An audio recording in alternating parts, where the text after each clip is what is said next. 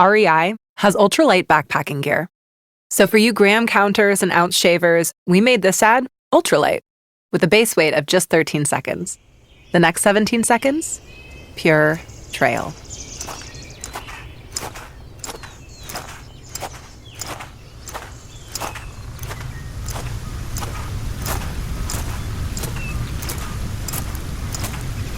Find more with less in-store and at rei.com.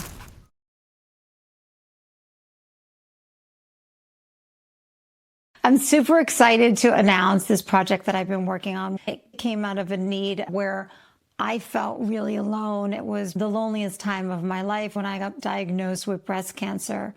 The first question I asked my oncologist was, who have you treated that has my exact diagnosis? She couldn't find anyone. This is why I created this platform called Diagnosis Anonymous. Diagnosis Anonymous connects people who are going through cancer, newly diagnosed people, to mentors, people who have been down that same path. Go to diagnosisanonymous.com and join our waitlist to get matched to your mentor. You'll fill out a quick, easy form. You will get notified when you have a match. diagnosisanonymous.com. Thank you. Welcome to Boobalicious. This podcast is about navigating life as a midlife woman. Your health, your body, your identity, and everything that shifts along the way. From hormones to healing, including life during and after cancer, we're having the conversation no one prepares you for. I'm Chris, a mom of 2 and a breast cancer survivor. And I'm in menopause. And we're figuring it out right alongside you. I'm Jenni, a physical therapist specializing in women's health. Join us and subscribe. I want to kind of bring up more of the muscles aside from the pelvic floor, right? So you had your foot pain and your ankle. I had my shoulder.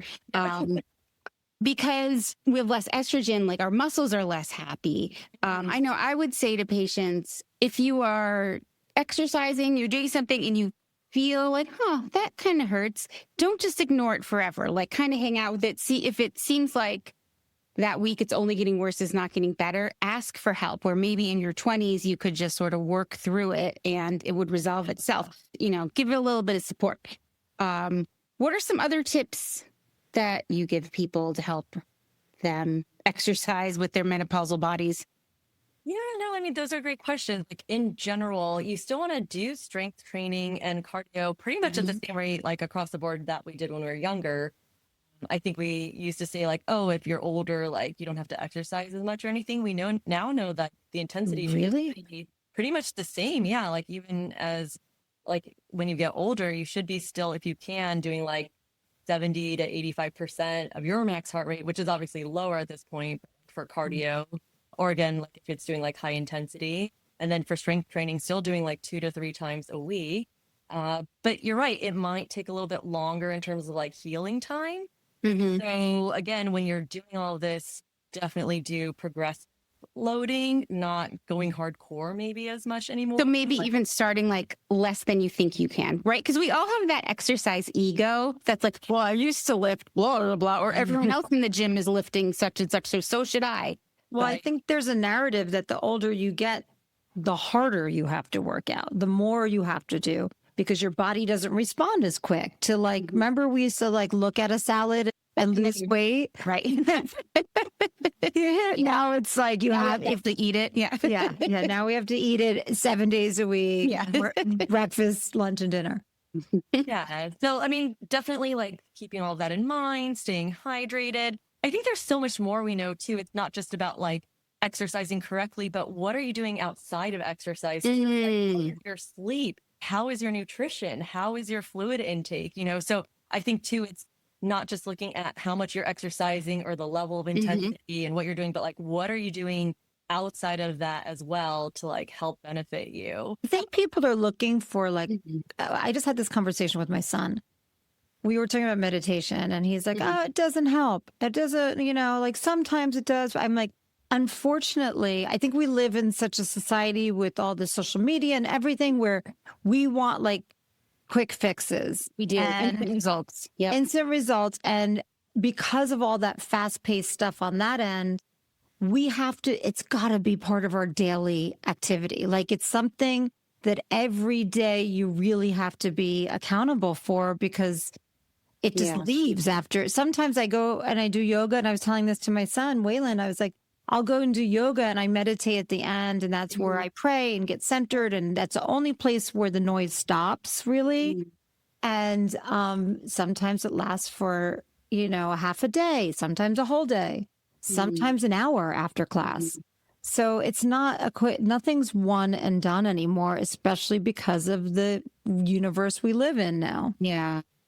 I think the nail on the head with that, Chris. And also, this is like the hardest part of being a physical therapist is I feel like we are often the ones who are also saying that to people, like that it's not going to be a quick fix, and rehab takes time.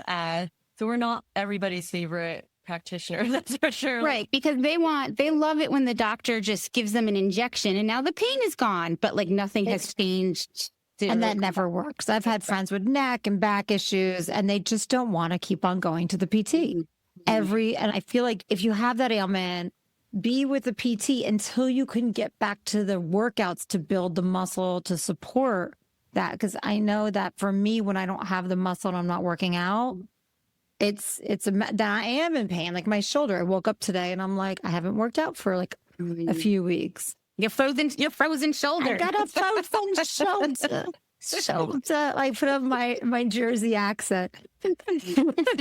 You do a cortisone shot yourself or anything for it? No, never. Because I've just seen it not work for people. So for me, I'll like do yoga to like start getting some like the joint movement and fluid and all that.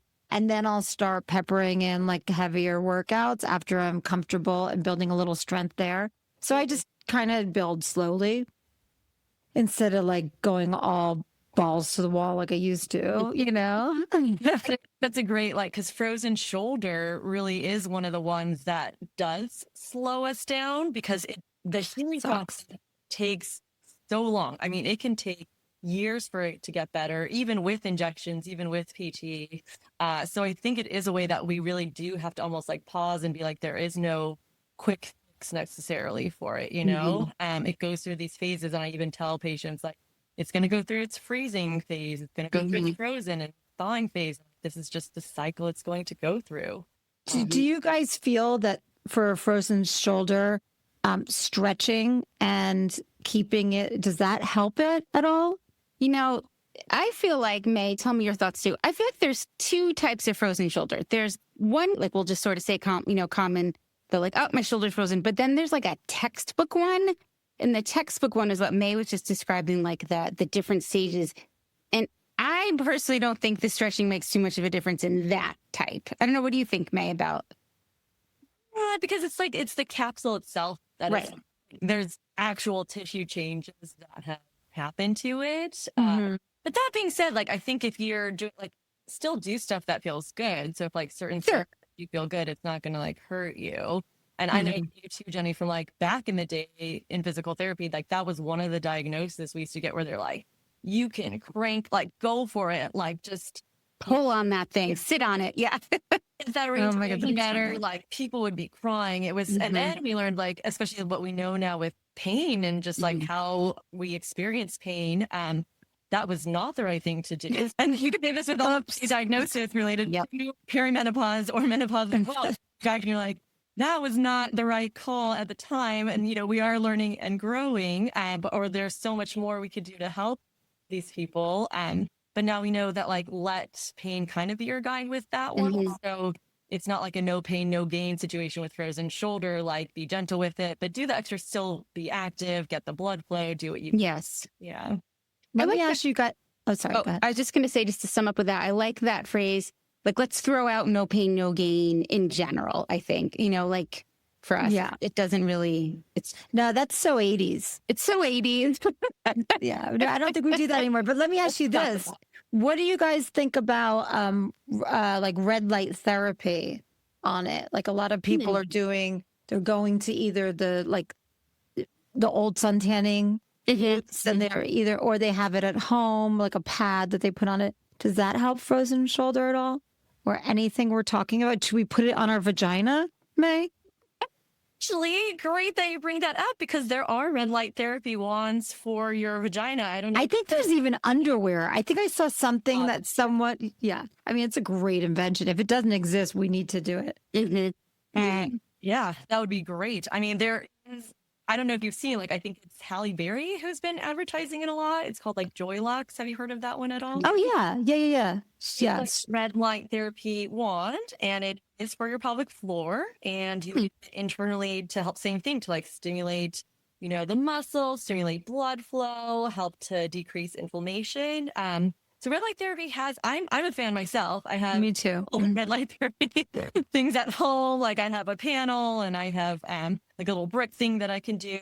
There is mixed reviews on it, I will say, because it really depends on the product that you've gotten. Like, Yeah. That stresses me out is as a practitioner and or a consumer, like either way, it's hard to know, like, I never remember what frequencies are the important frequencies. right. And then the dosing, like how often you're supposed to do it and for how long so that it actually makes a difference. Right. You know what's That feels great? like a crapshoot. But you know what's great, speaking of the fast paced, you know, what we're living in, is you can compare and contrast on ChatGPT. Yeah. And I did that to find like the highest one with the least time and the thing and the money, like you can put, and they'll literally put a graph of the different highest ranking ones. And And YouTube video too of a guy who he actually does, he like sees what the actual infrared, like what wavelength is, and then he can actually test it to see if that's the true wavelength that's coming out. Oh, like, so if it's doing what it says it's doing or emitting. Yeah. you know which one I like, but I have it for my face. My girlfriend from New York referred it to me, and I feel like I've noticed a difference already, but it's the Joves, Jovs. Yeah, it seems to, it's like that mass. It's a little claustrophobic, like, cause there's like just holes where your mouth, like tiny little, but I don't know. I like it, but I don't know. I did a little my ChatGPT research on it, and it said it was stronger than the one I had. So I went for it. Oh, nice. Yeah. There is, like, I don't know if you remember, Jenny, like even in the clinic we used to work at, we had laser therapy there we would use for pain and inflammation of those joints. So yeah, definitely a fan of it. I do think the market is inundated right now. So it's like, Oh, so much. And it's really, again, not a one and done thing. The research I've done, I'm tangled here. The research I've done is consistency. It's not about trying to do a double session in it. It's about doing it like 3 times a week and being, that's when you start seeing stuff. So, yeah. I wanted to also ask you, May, since you are a Pilates practitioner, anyone who is middle-aged thinking, maybe, Pilates is for me. Can we talk a little bit about Pilates? Like why someone should do it, anyone who shouldn't do it, a little bit about it. If anyone out there doesn't know, I don't know if we're reaching Mars with this, and most people on Mars have never heard Pilates, but yeah, I mean, Pilates is, I feel so I've been certified since like 2012 now, I guess. So what is that, like almost 15 years, 14 years at this point? And I don't know if like also living in Los Angeles, it's like you can't go 1 block without seeing like a Pilates studio. correct. So I feel like we're pretty lucky. But yeah, I think it is more from what I've seen, like catching on a lot more, getting more popular, which I think is great. Know that there are different classes and different types of sessions. Just like there are so many yoga classes right now. You can do like your hot yoga or one that's like a faster flow or, more like nidra. So the same thing with Pilates classes too. Definitely be careful in the ones that you pick if it's going to be like more high intensity or not. The Pilates reformer was never actually copyrighted. Fun fact from Joseph Pilates. So that's why you're seeing, you see like a megaformer and you see like things with like attachments. And that megaformer is totally different than than like what's like a more classic style Pilates. So there's so many different types of Pilates. Pilates is great. Yeah. Yeah. I always recommend, especially if you're going to do the reformer, which is the one with that moving platform and it has resistance, definitely do like a couple of private sessions if you can. One, because it helps to, like you understand what the exercises are when they're mentioning it, and you can kind of see what your pace would be like or what your level would be like. So starting there is really good. There are mat classes as well. So if you go to like gyms, a lot of times you'll have more of a mat class, which don't knock it, by the way. Mat classes using your body weight can be really, really good as well and really hard. And So it kind of just depends on like what you're looking for, like a slower pace one or a faster class, and then going from there too with like your fitness level. In some reasons, I mean, the nice thing about Pilates is the way it has sometimes cardio aspects. Like you can get kind of cardio on the reformer a little bit, but I'm leaving for a second to go pee. How funny is that? We're talking about, but yes, it's all about the form on Pilates. I feel like it's very important. Okay, I'll be back. great. But what I was going to say is I like that Pilates has the stretching with the strengthening. Like there's both. Yeah. Like, if you're someone who doesn't like to put the time into stretch. Yeah. And a lot of times people are like, I got such a good workout and I was just lying down for a lot of it, That's why I like it.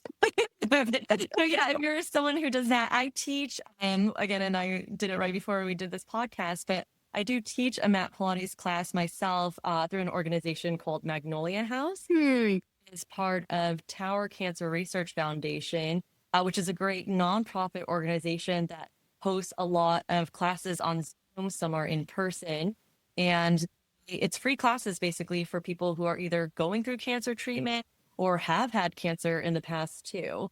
And is that just for people who are local, or how do you? I mean, the great thing about it is because it's on Zoom, it's if you can get to it at that time, you can join the class. Oh my gosh. So we'll definitely have to get information and put that in show notes. So it's great. It's not, I do the Pilates part of it. I don't just do mat. There's also chair Pilates that I teach. So again, people may not be able to get down to the ground. You can do a lot of stuff in sitting and standing, and it is still like a great workout for people. But yeah, with that being said, like all levels can participate in Pilates. Again, you might just need to find your class. And I definitely get told that no matter what, like even the mat Pilates class is a huge workout. Yeah. Even just some of those mat Pilates classes I would take at the gym, quite honestly, were almost too hard. Like I'm someone who like always overuses my neck. So if it was too much ab stuff, suddenly like my neck hurts, and like they can be intense for us. Right. It also could be like, are you using your neck muscles in place? Right. Out of your core muscles? Yeah. If they get tired, I go right into my neck. Yep. And then that's also where you come in as a physical therapist, right? So it's like, let's analyze your core. Like, let's analyze how you're using your deep neck muscles and how your form is. So yeah, it all ties together. Now, I texted you a while ago and said, May, what kind of weighted vest do you like? Oh. So I don't know if you remember, I was on a really big, like, I need a weighted vest. And now you told me this is the one my sister uses. So yeah. So I got what everyone Katie uses. But I kind of hate it now that I actually have one and I never use it. And then I did some research and it seems like it's not, I think I put it on a higher pedestal than it deserves. As Chris, we're talking about weighted vests now. We've moved on. Oh God. Oh my God. I see people like walking up and down my street with the weighted vest. Yeah. I think it's good, but yeah, I was just saying to May, like, I got one and I don't know. I think I put it on a higher pedestal than it should be on, like some of the things I was reading, because it's sort of unnatural the way like you would hold it and then the way you shift your body. And I don't know. I feel like it's going to affect people's knees in the future, right? Like all that way. I don't know. I think there's better exercises, but that's just me. And I'm not a trained and licensed anything PT. Research for it as well, but okay, that it's like where you put it, is it the way all front loaded, and then you're like putting more strain on your back more, so like can you do it more evenly, what percentage should be? So yeah, this can all be discussed. It's still like there's no quick fix we talked about, so this shouldn't be like the only thing you're doing to help build bones and muscle mass too. And speaking of bones, so we've a little bit touched on osteopenia. Yeah, is when we start. That when we kind of start to lose our bone density because of menopause. But you could reverse that osteopenia, right? Yeah. Because I did. I had it in my left. I had it in my left hip, and my doctor said it was because of the chemo. But yeah, then I had another test, and they're like, it's gone. But I didn't do anything. So I don't know what would reverse that. Let me ask you two professionals. Well, probably the fact that you got estrogen back was probably pretty helpful, since you mentioned, your hormones came back so that you could experience it all over again. But yeah, estrogen has such good bone protective qualities. Like, it helps with the building of bone. It helps to decrease like the breaking down of bone. So that's, again, it all comes back to hormones and hormonal changes. Nutrition can help too. Weightlifting can help too. But yeah, we do tend to, our biggest area of bone loss is like between our 30s and 50s. You know that you have the most bone mass you'll ever have at age 30? Oh, really? Really? I would have thought like 18 or. No, you can. So basically it peaks 30 and then it does decrease from there. So the best thing you can do to be bone protective is to have been doing weightlifting or high impact activity like as a kid, teenager, and so I'm kind of missed. So that's done. Two things I wanted to mention. One is, have you seen the idea of adult tummy time on the internet at all? I actually posted something about this. It's just like the idea that as adults, we are so rounded in everything we do. We're on our phone, we're slouching, we're on the computer.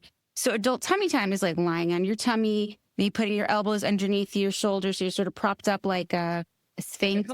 Cobra in yoga, and just sort of hanging out like that for a little bit, because we want to strengthen those upper back muscles. So as we are aging, we don't want to turn into that like hunched over teeny, like older. Like we want our posture muscles. So yeah. I mean, that sounds great, right? Yeah.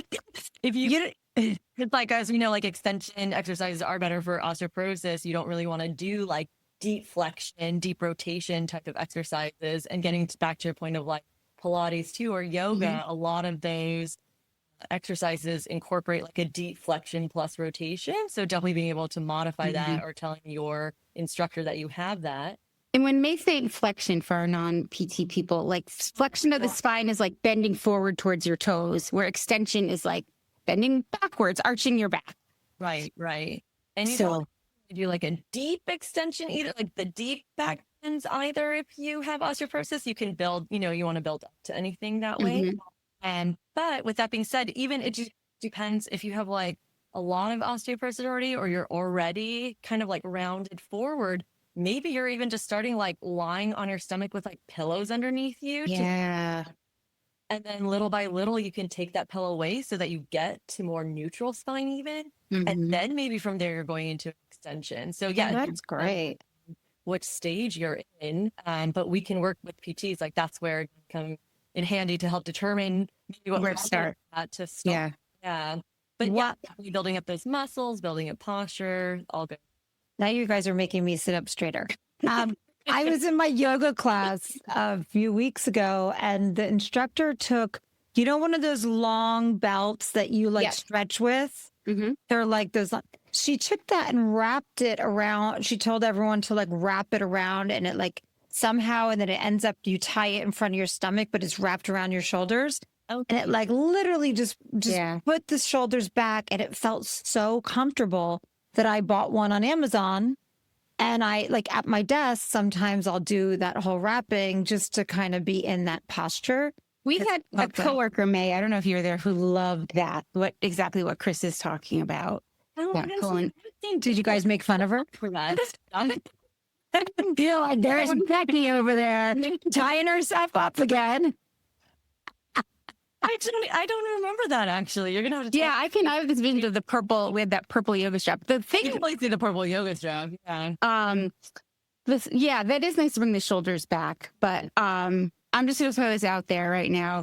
I don't know if it belongs here, but when we're talking about like good posture, if you think of our nipples, we don't ever want our nipples up to the ceiling, right? And so sometimes pulling our shoulders all the way back and down is a little bit too much. So we want the shoulders back, but we want the nipples just straight forward. Yeah. A lot of times what happens is people then tend to overextend. Exactly. You see like lower back pain because now you're overextended. And if you just do that right now too, and like overextending your seat, arch your rib cage back, you'll start to feel that lower part of your spine tighten up too, because those muscles are now like crunched a little bit. So yeah, there's a fine line between there. And that's the issue with some of the posture vests that I see too. Like people are like overdoing it. Yes.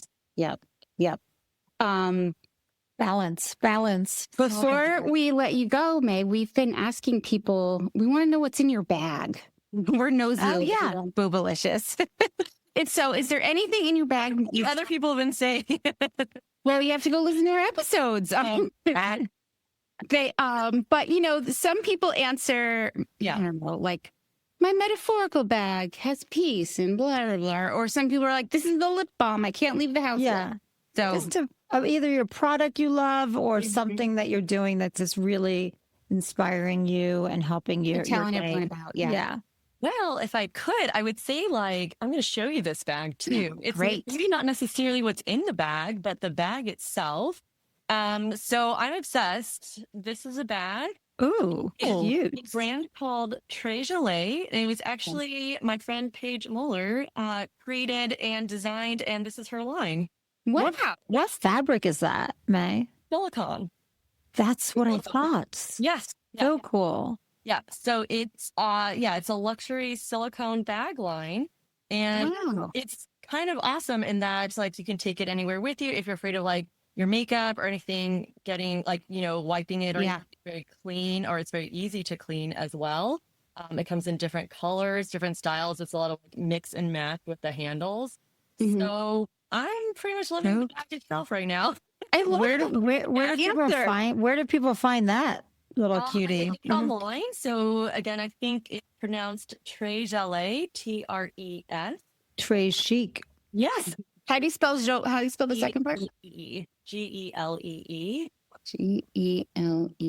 But there's different sizes of it too. So you can get like a small one if you're doing more of like, you know, a bag that you're like going to go out with or whatever. Or like for me, like an everyday carrying bag, I'll be honest. And then they have like larger bags too that you can use if you're going to the beach or something like that, where it's going to get dirty or sandy. And then you just like wipe it down, and it's been great.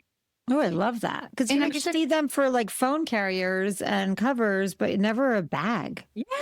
Bravo. I love the entrepreneurial new item. Wraps and stuff like that. Oh, cute. But yeah, so it's been, and I would say like I am not a person who usually like carries a purse with me everywhere, but it's been so easy to carry that I can just like grab it and go. So I'd say, it's a good mommy bag too for like baby stuff. Oh, totally. Yeah. Not like I have babies now, only my puppy. I could put Ozzy Osbourne in there. Yeah. I'll put him in there, a puppy carrier. Well, May, thank you so much for coming. Wait, did you have anything else, Jenni? I was just going to ask May, I know your Instagram, your socials are private, but people can find you at Magnolia, the Magnolia House website. Or I can. I'll give you the link to that website if people want to like take any of the classes. They can sign up. And again, yes, you do not have to be located in Los Angeles for that. Oh, great! Amazing! Yay! Well, so nice to talk to you. Yeah, you guys too. All right, take care. Bye. I'll see you later.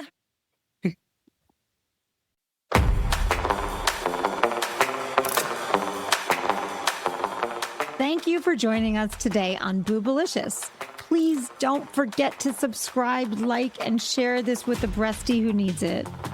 And also, don't forget to support our sponsors. We donate a portion of the proceeds to a charity that supports cancer patients in need. You can find us on Apple Podcasts, Spotify, YouTube, or wherever you get your podcasts. Feel free to DM us on Boobalicious Pod. We welcome all questions and topic suggestions. The conversations on Boobalicious are based on personal experiences and professional insight, but they are not intended to replace your medical advice. Always consult your doctor or licensed healthcare provider for medical guidance specific to your situation. We're here to support, not prescribe. See you next time. Bye. Bye.